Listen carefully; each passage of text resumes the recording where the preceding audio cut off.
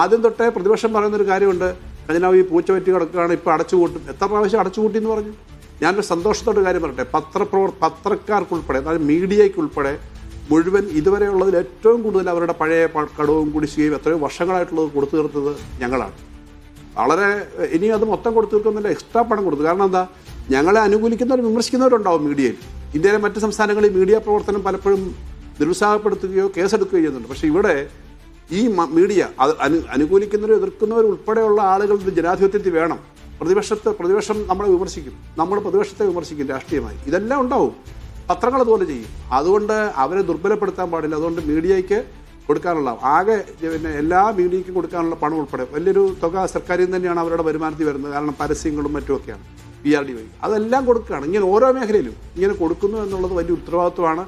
അത് ഏകദേശം നന്നായി ചെയ്തു തീർക്കാൻ പറ്റിയിട്ടുണ്ടെന്നുള്ള സന്തോഷമാണുള്ളത്. അത് പക്ഷേ വലിയ സ്ട്രഗിളാണ് നടത്തിക്കൊണ്ടിരുന്നത്. അതിൻ്റെ അവസാന ഘട്ടത്തിലാണ് ഇങ്ങനൊരു കാര്യം കൂടി വന്നത്. ആ ബുദ്ധിമുട്ട് നേരിട്ട് തന്നെ നമ്മൾ ശക്തമായിട്ട് മുന്നോട്ട് പോകും. കേരളം എന്തായാലും എല്ലാവരുടെയും കേരളമായി വളരെ വലിയ മുന്നേറ്റത്തിലേക്ക് പോകും. അതിനാണ് നമ്മളെല്ലാം ആഗ്രഹിക്കുന്നത്. അല്ലാതെ വെറും സെക്ടറിനായി അവനവൻ്റെ കാര്യം മാത്രമല്ല, കേരളത്തെ അതിശക്തമായിട്ട് മുന്നോട്ട് കൊണ്ടുപോകാൻ വേണ്ടിയിട്ട് ഏറ്റവും കൂടുതൽ കാര്യം ചെയ്തതാണ് ഈ കഴിഞ്ഞ 10 വർഷക്കാലത്തെ ഗവൺമെൻറ്. ആ തുടർച്ചയാണ് കേരളത്തിൽ ഇത്രയും ഗുണമുണ്ടാക്കിയത്. അത് ശക്തമായിട്ട് മുന്നോട്ട് പോകും. ധനകാര്യ വകുപ്പ് ധാരാളം പ്രശ്നങ്ങൾ നേരിട്ടുണ്ട്, ഇപ്പോഴും നേരിട്ടുകൊണ്ടിരിക്കുകയാണ് ഇവരുടെ കേന്ദ്രത്തിന്റെ. നിശ്ചയമായും KN ബാലഗോപാൽ ഇപ്പോൾ ധനമന്ത്രി എന്ന പദവിയിൽ ഇപ്പോൾ കഴിഞ്ഞ തവണത്തെ സർക്കാരിന് കിട്ടിയിട്ടുള്ള സൗകര്യങ്ങളും ഇളവുകളും എന്താണ്, ഇത്തവണത്തെ സർക്കാരിന് കിട്ടാത്തത് എന്താണെന്നതിനെ കുറിച്ച് നമുക്കറിയാം. കഴിഞ്ഞ തവണ നമ്മൾ പ്രളയകാലത്തൊക്കെയും സവിശേഷമായ ആനുകൂല്യങ്ങളോ ഇളവുകളോ നമുക്ക് കിട്ടിയിട്ടുണ്ട്. ഇത്തവണ അത് കിട്ടിയിട്ടില്ല, കൂടുതൽ ഞെരുക്കുകയാണ്. അതിന് താങ്കൾ നടത്തിയിട്ടുള്ള ഇടപെടൽ മാർക്ക് ചെയ്യപ്പെടും, അതിൽ തർക്കമില്ല. ഞാൻ ചോദിക്കുന്നത്, കേന്ദ്ര സർക്കാർ അങ്ങനെ ഒരു അനുഭാവത്തിന്റെ സമീപനം അല്ല ഇപ്പോഴും എടുത്തിട്ടുള്ളത്. കേരളത്തിന്റെ പദ്ധതികളോട്, കേരളത്തിന്റെ വിഹിതത്തോട്, കേരളത്തിനുള്ള പാക്കേജുകളോടൊക്കെയും സർക്കാരിന് ഒരുതരം നിഷേധാത്മക സമീപനമാണുള്ളത്. നമ്മളാവട്ടെ പുതിയ പുതിയ പദ്ധതികളുമായി വരുന്നു, നിങ്ങൾ പുതിയ പ്രോജക്റ്റുകൾ പ്രഖ്യാപിക്കുന്നു, പുതിയ ഡെവലപ്മെന്റൽ സ്കീം പരിപാടികൾ കൊണ്ടുവരുന്നു, പുതിയ ക്ഷേമ പദ്ധതികൾ കൊണ്ടുവരുന്നു. ഇനി പുതിയ ബജറ്റിൽ എന്തൊക്കെയാണ് വരുന്നതെന്ന് അറിയില്ല. സോ ഇനിയും വരുന്ന ദിവസങ്ങൾ ഭാരം കൂടാനുള്ള സാധ്യതയാണല്ലോ. എല്ലായ്പ്പോഴും അതിൻ്റെ ചെലവുകൾ കൂടുകയാണ്. അത് ഞാൻ നേരത്തെ പറഞ്ഞില്ലേ, ഈ റണ്ണൗട്ട് ആവുമോ, വഴിയിൽ വീഴുമോ പോലെയുള്ള ചോദ്യം, അത് സർക്കാരിൻ്റെ മുന്നോട്ട് പോക്കിനെ സത്യത്തിൽ നിങ്ങൾ ഇവിടുത്തെ 5 വർഷക്കാലം KN ബാലഗോപാൽ താങ്കളുടെ വകുപ്പിനെ സങ്കീർണമായ വഴികളിലൂടെയാണെങ്കിലും റൺ ചെയ്തു. പക്ഷെ മുന്നോട്ട് പോക്ക് എന്ന് പറയുന്നത് ഇപ്പോൾ ആശങ്കയുടെ ഒരു മുനയിലാണോ, അതോ ഇനി വിവേചനം കാണിച്ചാലും പോകാൻ ഞങ്ങൾക്ക് വഴികളുണ്ട് എന്ന ഒരു കോൺഫിഡൻസ് മിനിസ്റ്റർ നിലയിൽ താങ്കൾക്കുണ്ടോ? വിവേചനം കാണിക്കുന്നുണ്ട്. ആ വിവേചനം കാണിക്കുമ്പോൾ മറികടന്ന് പോകുന്നു എന്നുള്ള ചെറിയ കാര്യമല്ല. അത് ചെലവുകൾ കുറയ്ക്കാനും നമുക്ക് പറ്റില്ലല്ലോ. കാരണം ശരാശരി 1,15,000 കോടിയാണ് തൊട്ടു മുമ്പത്തെ ഒന്നാം പിണറായി സർക്കാർ 5 വർഷം അവരുടെ ചെലവ് നോക്കിയാൽ ശരാശരി 1,15,000 കോടിയാണ് ഒരു വർഷം ചെലവാക്കിയത്. ഇപ്പം നമ്മളത് 1,70,000 കോടിയിലേക്ക് അധികം ശരാശരി ഒരു വർഷം ചിലവാകുന്നുണ്ട്. ഇതിനേക്കാളും മുന്നോട്ട് പോകാനേ പറ്റുള്ളൂ. കാരണം ഒരിക്കലും നമുക്ക് ചിലവ് ചുരുക്കാൻ പറ്റില്ല.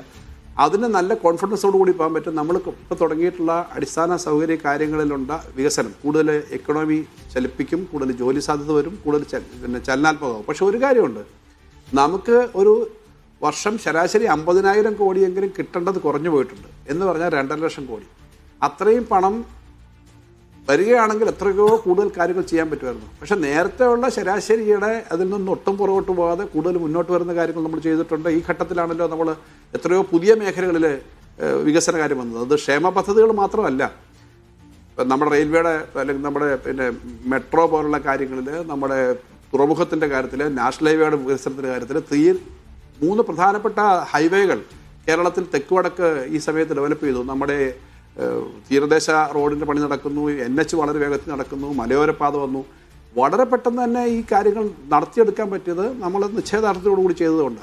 അതോടൊപ്പം തന്നെ സാധാരണക്കാരുടെ ഏറ്റവും ആവശ്യമുള്ള ആശുപത്രികൾ, സാധാരണക്കാരുടെ വിദ്യാഭ്യാസ സ്ഥാപനങ്ങൾ, സ്കൂള്, ഉന്നത വിദ്യാഭ്യാസ സ്ഥാപനങ്ങൾ, ഗവേഷണ സ്ഥാപനങ്ങൾ, ഇതെല്ലാം വന്നു എന്നുള്ളത് നമ്മളെ ഒരു വലിയ അന്തർദേശീയ തലത്തിൽ തന്നെയുള്ള ഉയർന്ന നിലവാരമുള്ള ഒരു സ്ഥലമാക്കി മാറ്റി. അത് ഇനി ശക്തമായിട്ട് മുന്നോട്ട് പോകും. അത് മുന്നോട്ട് പോകുമ്പോഴത്തേക്ക് കുറച്ചുകൂടെ നമ്മുടെ എക്കണോമി ഡെവലപ്പ് ചെയ്യും. പക്ഷേ ഇവിടുന്ന് കളക്ട് ചെയ്ത് കൊണ്ടുപോകുന്ന പണം നമുക്ക് തരേണ്ടത് അർഹമായി തരണം. ഉദാഹരണം ഞാൻ പറയാം. കേരളത്തിൻ്റെ ആകെ റവന്യൂ വരുമാനത്തിൽ 25% മാത്രമേ കേന്ദ്രത്തിൽ നിന്ന് കിട്ടുന്ന ട്രാൻസ്ഫേഴ്സ് ഉള്ളൂ. കേന്ദ്രം തരുന്നതല്ല, ഇവിടുന്ന് പിരിച്ചുകൊണ്ട് പോകുന്നതിൻ്റെ ഭാഗം തരേണ്ടതാണ്.